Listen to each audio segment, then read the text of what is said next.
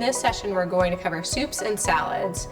There's quite a variety of these available to make, and I try and share some different variations so that you get good exposure to some different techniques.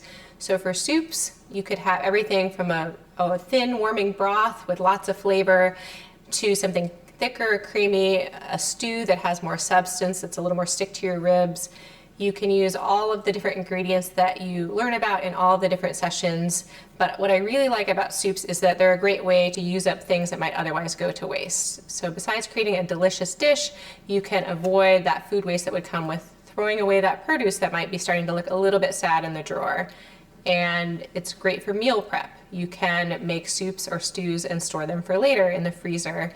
And they even last for up to a week in the fridge for most types.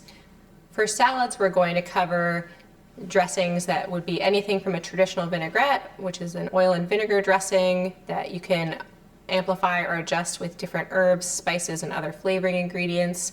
There's really endless variations of the types of dressings that you can make at home, to lower oil and no oil dressings that are rich in flavor and certainly a million times better than what ends up being mostly water and gums and other additives in those low calorie dressings you would buy at the store. They're super unsatisfying and you can do so much better at home. I'd encourage you to try at least one of the soups or stew recipes, or even substitute with one of your own that you've been meaning to make at home. And then try a couple of different dressings. Pick at least one vinaigrette, at least one lower oil or no oil dressing, just to get a sense of the different varieties that are out there.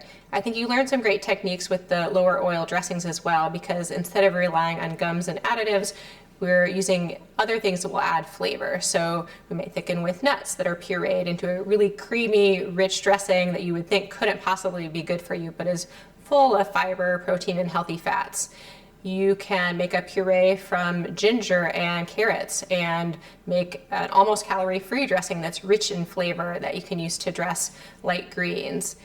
Salads don't have to be, something that vegetarians eat, or a little sad side dish with iceberg lettuce and some old shredded carrots. I really want you to move away from that and think about bright colors, lots of different ingredients. Looking at this session and also doing our Building Healthy Bowls session, where we have not just greens, but we have lots of vegetables, some whole grains, beans, nuts, seeds. A great place for the protein flip, where you might add a couple of ounces of whatever other type of protein that you want to use. Say if you're someone that has chicken breast in your salads, or likes to put tuna, or if you're someone that just really loves that flavor of red meat, wants a more plant-forward diet but isn't ready to move away from it, having a few slices of grilled flank steak on a nice salad is a great way to incorporate those things together, that plant-forward diet, and also reducing some of those less healthy protein options. And you can really season and flavor any of these whole plant foods with any of these dressings. You don't have to use them only for salads. Many of these dressings make a great dip, spread, sauce for something else. Really, your imagination is the limit. So with that, let's get started making some delicious soups and salads.